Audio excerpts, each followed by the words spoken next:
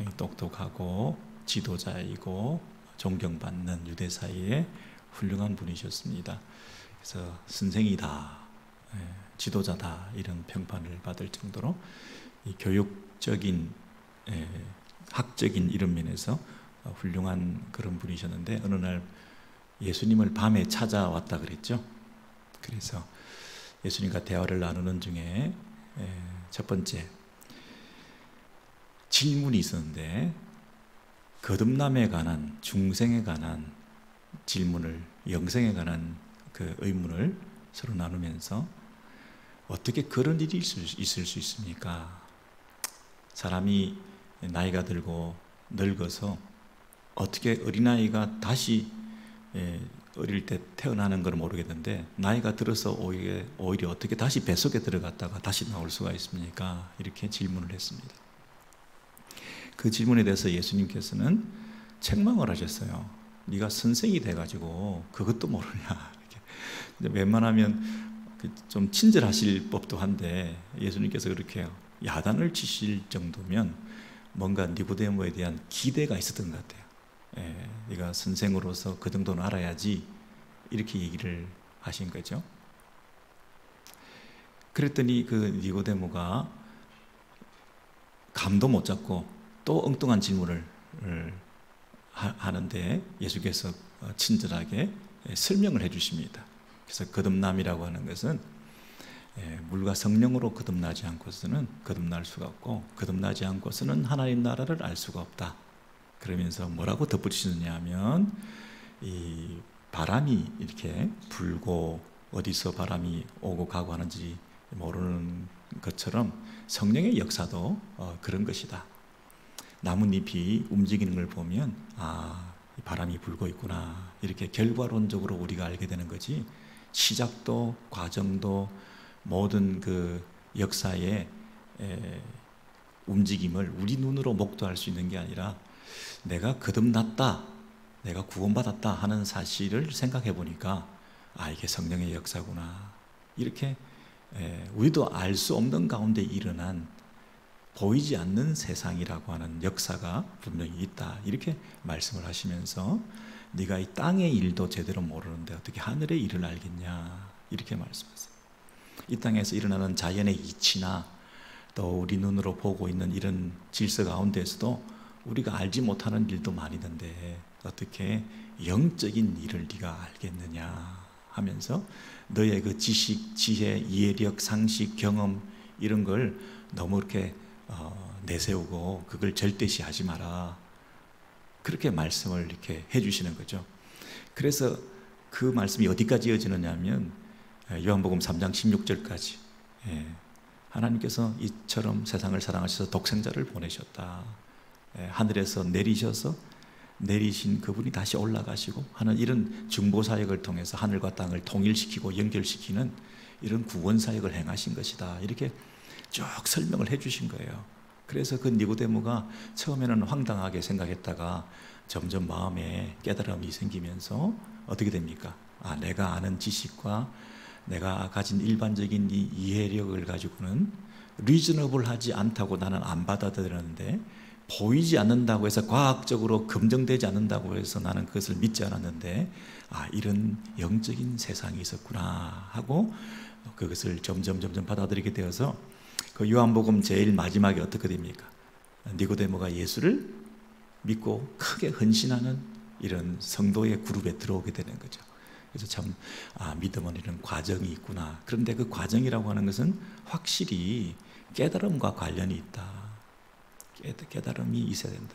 지적인 이해를 통해서 마음의 감동과 깨우침을 통하여 그 인생이 깨침을 당해서 새로운 영역으로, 새로운 차원으로 헌신을 다짐하게 되는 이런 그 과정들이 있는 가운데 이 깨달음이라고 하는 부분을 주께서 일깨워 주시기 위해서 설명해 주셨다고 하는 부분, 설명이 필요해서 그 설명을 통해서 받아들이게 되고, 받아들인 그 이해의 폭이 어느 정도 넓어지느냐 하면 하늘만큼 땅만큼 넓어지게 되는 거죠.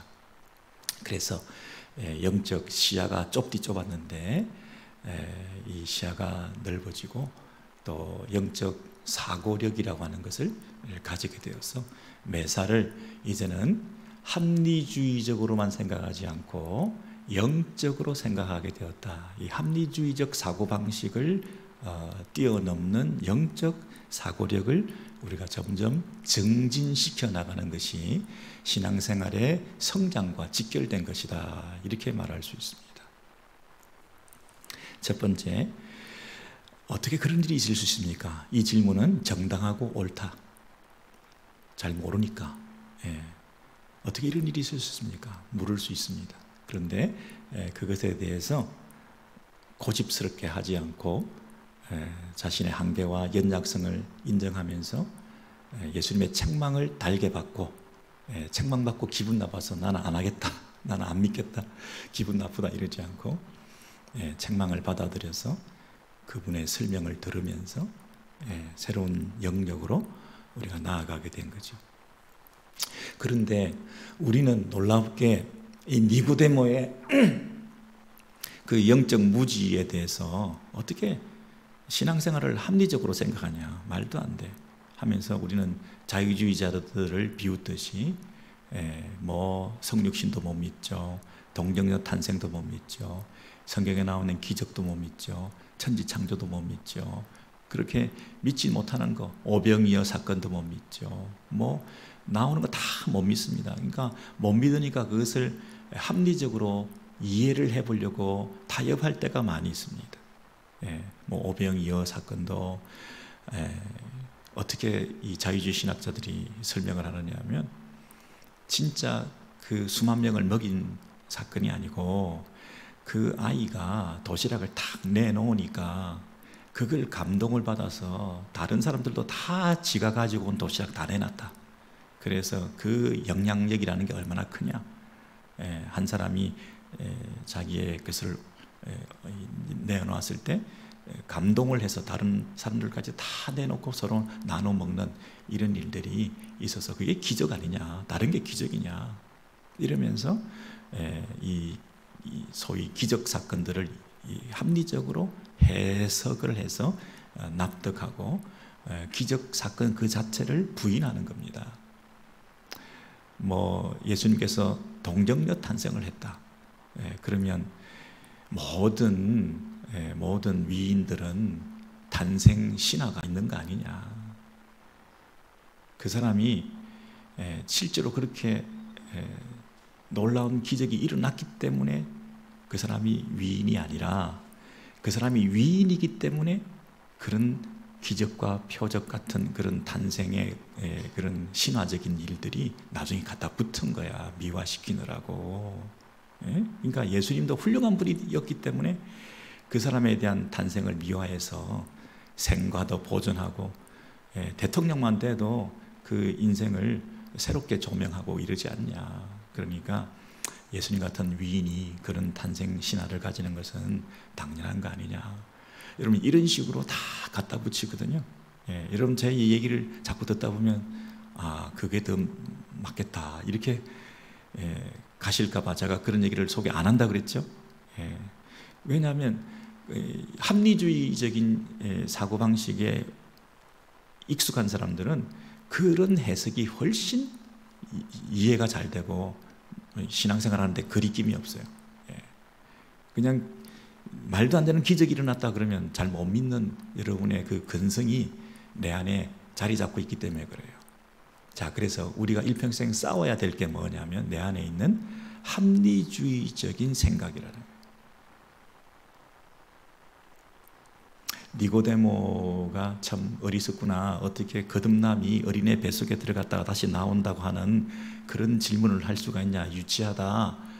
우리가 그렇게 말을 하면서 우리는 중생하고 거듭난 것에 대해서 영적인 이런 체험과 경험들을 가지고 있습니다. 그렇죠? 근데 문제는 영적인 체험을 가지고 구원의 시작과 기독교의 임무는 우리가 지금 영적으로 시작한 것 같지만 살아가면서 계속 우리는 계속 어떤 생각을 하느냐면 합리적으로 이 신앙생활을 이해하려고 하는 경향이 자꾸 남아있다는 거예요. 여전히 에이, 어떻게 그럴 일이 내게 이를 수가 하면서 세상을 보면서 실컷 예수 믿는 사람이 뭐라고 하느냐면, 살아계신 전능하신 하나님이 진짜 살아계신다고 한다면 어떻게 그런 비참한 일이 그 착한 사람에게 일어날 수가 있단 말인가? 금방 합리주의적으로 돌아오는 거예요. 지금 아삽이라고 하는 이 시편 73편의 시인은 굉장히 신앙이 좋은 분입니다. 그렇죠? 레위인 출신입니다. 그죠? 그리고 찬양 인도자입니다. 많은 노래를 쓰고 인도하고 앞장서서 신앙을 지도했던 사람 중에 한 사람. 시편 73편은 아삽의 시다 이렇게 되어 있거든요. 그러면 이분이 구원의 그 영적인 차원을 모르는 사람이 아니죠. 하나님을 제대로 섬기고 구원받은 은혜를 노래했던 신앙 지도자 중에 한 사람인데, 이 사람이 지금 시험에 들었어요. 무엇 때문에? 합리주의적인 생각 때문에 그래요. 세상을 보니까 악인이 형통하고 의인이 고난을 당하더라. 특별히 자기 자신의 문제에 집착하면 더 큰 어려움이 봉착하게 되는 거죠. 여러분, 큰 어려움 평상시는 괜찮습니다. 근데 너무 큰 어려움, 너무 힘든 나의 상황에 직면하게 되면 내가 시야가 좁아져. 영적 시야가 좁아지고 이럴 수는 없다 하고 섭섭해. 그래서 하나님께 대해서 이건 아니시죠. 그러면서 상대방에 대한 질투와 시기하는 마음이 생기고 나의 초라한 내 모습에 대해서 연민에 빠지게 돼요. 그래서 하나님에 대해서 마음이 불편해지기 시작하는 거죠. 그게 뭡니까? 합리주의적인 사고방식이에요. 비교해보니까 이럴 수는 없다. 그 경중을 따져보니까 내가 뭘 잘못했냐. 무한하신 하나님의 지혜와 신비하신 계획과 섭리 가운데 일어난 일이다. 이렇게 하나님을 의식하고 하나님에 대한 그 팩트를, 하나님에 대한 그 변수를 인정하지 않고 하나님이 없이 내가 시야가 좁아져서 이 세상적인 관점에서 내가 바라보니 이건 이해할 수 없는 일이 벌어진 거죠. 그러니까 시험 든 거죠. 굉장히 낙심이 되는 거죠. 내가 뭘 잘못했다고 우리 집에 이런 일이 일어나고, 내가 무슨 하나님 앞에 큰 용서받지 못할 죄를 지어서 이런 내 죄의 대가를 내가 지불하고 있습니까? 그러면서 심지어 예수쟁이들도 뭐라고 얘기하죠? 전생에 내가 무슨 죄를 지었길래 어떻게 이런 말을 함부로 한다니까요. 인과론적으로 엮어야 이게 설명이 되는, 원인이 있어서 결과가 있다, 여기만 집착하니까. 어떻게 하나님께서는 인과론적으로만 일하십니까? 욥이 죄가 있어서 벌 받았습니까? 욥의 친구들이 계속 공격한 게 뭡니까? 인과론적인 거다. 네가 뭔가 죄를 지었기 때문에 이 꼴을 당하는 거 아니냐, 뭐 떼먹은 거 있었지라고 자꾸만 공격을 해야 되는 이유가 뭡니까? 그 사고방식에 계속 매여 있게 만들어서 자신에 대해서 오히려 하나님을 향하여 믿음의 꽃을 피우지 못하고 인과론을 초월해서 역사하시는 하나님의 신비, 우리의 이해력의 밖에서 일하고 계시는 하나님의 능력. 그래서 나중에 욥이 이 세상 천지 만물을 창조하신 그 하나님에 대해서 찬양을 하면서, 하나님께서 내가 그거 만들 때 네가 거기 있었냐라고 막 질책을 하시지 않습니까? 지금 니고데모를 책망하고 아삽을 가르치고 욥을 주께서 단련시키셨던 것처럼 저와 여러분에게 지금도 말씀하시는 게 뭐라고요? 영적인 시야를 넓혀라. 그래서 이 시인이 성소에 들어갈 때 비로소 내가 알게 되었다 이렇게 말하잖아요. 17절입니다. 하나님의 성소에 들어갈 때야 저희 결국을 내가 깨달았나이다. 성소, 하나님의 임재, 하나님이 계신 곳, 그렇죠? 하나님에 대한 신전 의식을 가질 때, 지금까지는 그냥 내가 이 단선적으로 살았는데 조금 입체적으로 바라보자는 거죠. 이 땅의 일을 뛰어넘어서 하늘의 영역에까지 우리가 시선을 옮겨보자는 거죠. 그래서 하나님 앞에 나왔더니, 성소에 나왔더니 비로소 이 음성이 들리는 거예요. 너의 길은 내 길과 다르고 너의 뜻과 나의 뜻은 다른 거 아니냐. 어느 정도 다르냐? 하늘과 땅만큼 다르다. 하늘이 땅보다 높은 가치, 그 길이 다르다. 이렇게 말씀하시는 음성을 듣게 되는 거죠. 또 성서에 나오면 하나님의 임재를 느낄 뿐 아니라 누구를 보냐면 나보다 먼저 나와 있는 성도들을 보는 거예요. 아, 저분이 이 성전에서 예배의 처소에서 저 기도의 자리를 지키고 있는 이유가 뭘까? 외아들을 잃은 나이 많은 과부가 왜 여기 와서 엎드려 있어? 파산하고 망한 회사를 가지고 다 죽어가는 저 사람이 왜 여기서 생기발랄하게 웃고 있어? 예? 내세울 것도 없는 저 가난한 뱅이가 뭐가 잘났다고 찬송을 하고 있어? 여러분, 그 나보다 먼저 온 그 성전에 엎드려 있는 그 성도들을 우리가 생각할 때, 와, 내가 이성적으로, 합리적으로, 상식적으로 이해할 수 없는 일이 일어나게 된 거죠. 그리고 또 한 가지는 성서에 나오면 옛날에는 성전에 뭐가 있었습니까? 성경이 있었습니다. 두루마리 성경이 있었습니다.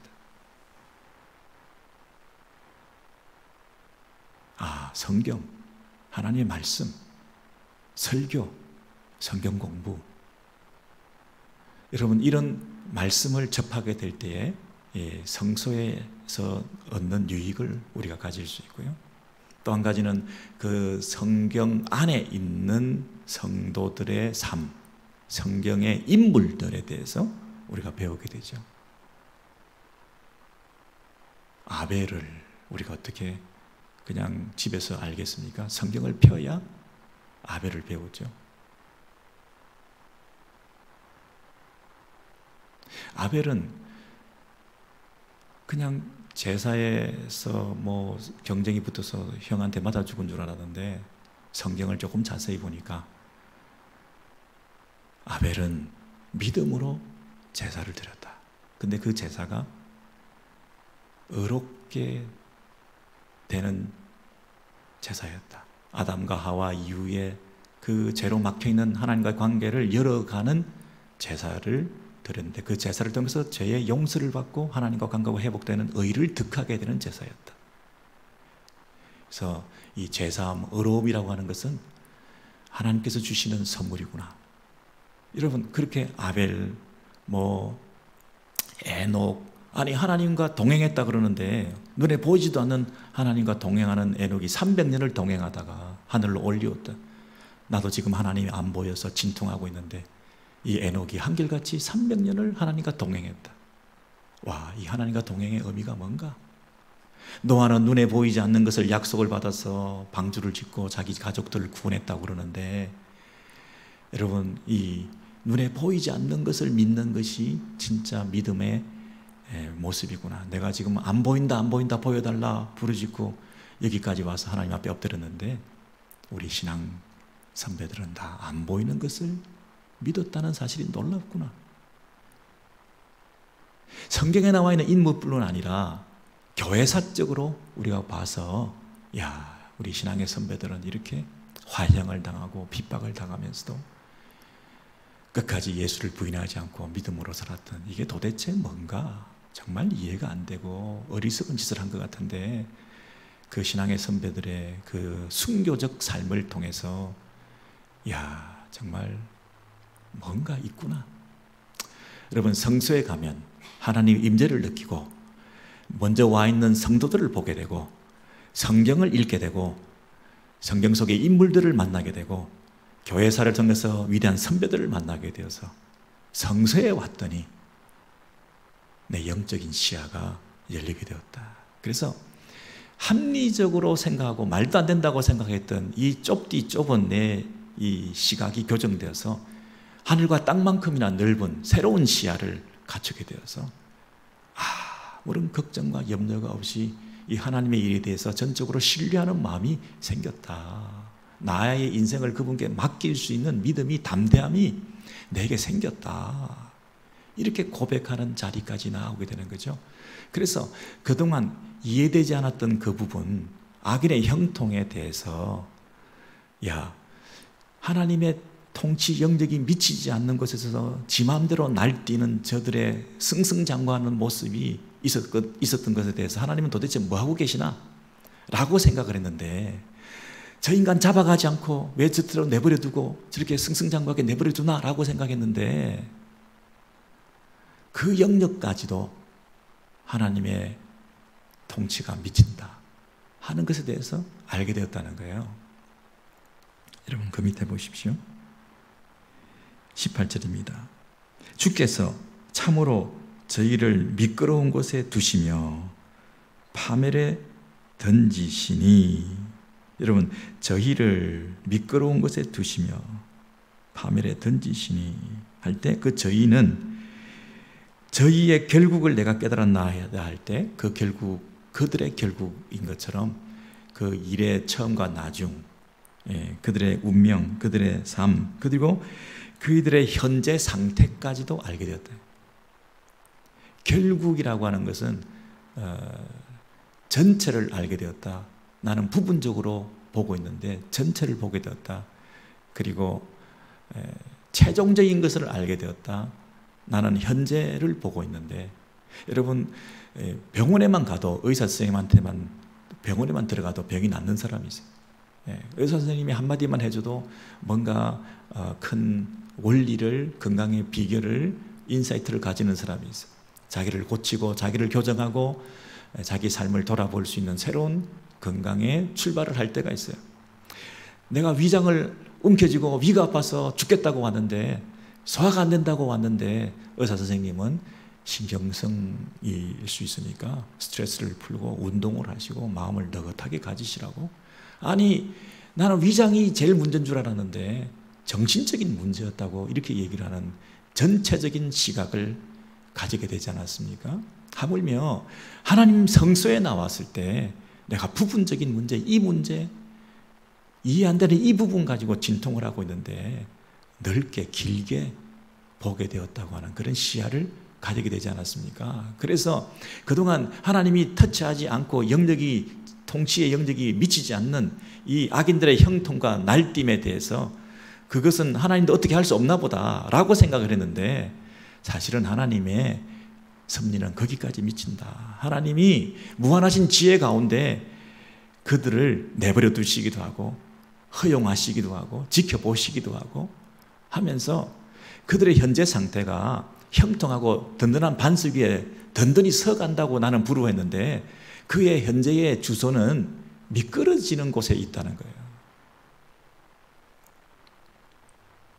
저희를 미끄러운 곳에 두시며, 미끄러워 두시며. 그래서 우리는 그동안 그들을 부러워하다가 갑자기 불쌍해지기 시작한 거예요. 심지어 그동안은 내가 진통하며 그들이 부러워가지고 하나님을 원망했는데, 이제는 하나님의 주권을 믿고 그들의 현재 영적 실상이 너무 안타까워서 기도하게 되는 거. 오히려 잘 나가는 게 아니라 망해가고 있구나. 자기도 모르게 지금 미끄러진 곳에 미끄러질 줄 모르고 지금 저기서 든든해하고 있는 저들의 현재 영적인 이런 상태가 너무나 안 됐다 하고, 오히려 우리가 그들을 위해서 근심하고 염려하는 자리까지 바뀌게 된 거예요. 하루아침에 완전히 바뀌게 된 거예요. 그러면서 20절에 이렇게 말을 하죠. 여러분, 20절을 같이 읽겠습니다. 주여, 사람이 깬 후에는 꿈을 무시함같이 주께서 깨신 후에 저희 형상을 멸시하시리이다. 20절이 어렵죠. 사람이 꿈을 꿉니다. 근데 꿈을 꾸는 동안에 굉장히 놀라기도 하고 이상하게 생각하기도 하고 별 꿈을 다 꾼다 하고 신기하기도 하고, 그리고 꿈꾸는 동안에 막 땀도 흘리고 슬프도 하고 뭐 즐거워도 하고 뭐 이러다가 꿈을 깨고 나면 꿈을 무시함 같이, 그 약간 이상한 꿈을 꿨는데 꿈을 꾸고 나서도 꿈을 깬 이후에도 계속 이상해하고 계속 슬퍼하고 계속 눈물 짓고, 그 꿈에 그 꿈이 현실이 돼가지고 막 진통을 하고 그런 사람이 있냐? 꿈 깨면 그 끝이다. 네가 잠시 지금 시험 들었구나. 잠시 여기 나와 있는 저희 형상을 멸시하리다 할 때 형상이 어떤 외형, 어떤 겉모습, 어떤 번역은 판타지라고 번역했어요. 환영, 네가 본 그 환영, 네가 뭔가 놀라고 두려워했고 부러워했고 신기루처럼 생각했던 그 어떤 그림들에 대해서 꿈을 깨면 그거 다시 생각하지 않는다. 잠시 그런 생각을 할 수 있었겠지만 그것에 대해서 집착하지 않는다. 그것 때문에 네 인생이 망가지지 않는다. 그것 때문에 네 인생 전체가 지금 혼돈에 빠지지 않는다. 잠깐 꿈 꾼 거야. 꿈도 인생과 삶의 한 영역으로 중요하죠. 꿈도 필요하죠. 그러나 그 꿈이 인생을 지배하고 다스리고 뒤엎진 않죠. 여러분, 우리가 세상을 볼 때 약간 불편할 생각을 가질 수 있습니다. 어떻게 이런 일이 있을 수 있냐. 잠시 두려움과 슬픔과 비애 가운데 실험할 때가 있습니다. 그러나 꿈을 깨고 나면 그 꿈을 무시함 같이 이런 세상의 부조리, 불의한 일들이 횡행하고 내가 이해할 수 없는 일들이 일어나서 때로는 우리를 낙심하게 만들 때도 있지만 의인의 고난과 악인의 형통, 잠시 꿈을 꾼 것과 같은, 악몽을 꾼 것 같은 그런 일들을 네가 받겠지만 그게 현실이 아니고 여전히 하나님 지금도 지배하고 다스리시는 하나님의 장중에, 그 악인조차도 하나님의 장중에 있는 것이고 그들의 미래와 그의 삶이라고 하는 것은 신기루와 같은 것이다. 이 땅에서 만약에 죽을 때까지 형통했다고 생각한다 하더라도, 죽을 때까지 잘 되는 것을 봤다 하더라도 그게 뭐 어쨌다고. 죽고 나서 어떻게 되는데 이 땅에 잠깐 그 짧은 인생의 그 형통함이 그렇게 부럽더냐. 꿈을 깨라. 영혼을 사모해라. 여러분, 우리 찬송 27장 한 장 같이 하시겠습니다. 27장.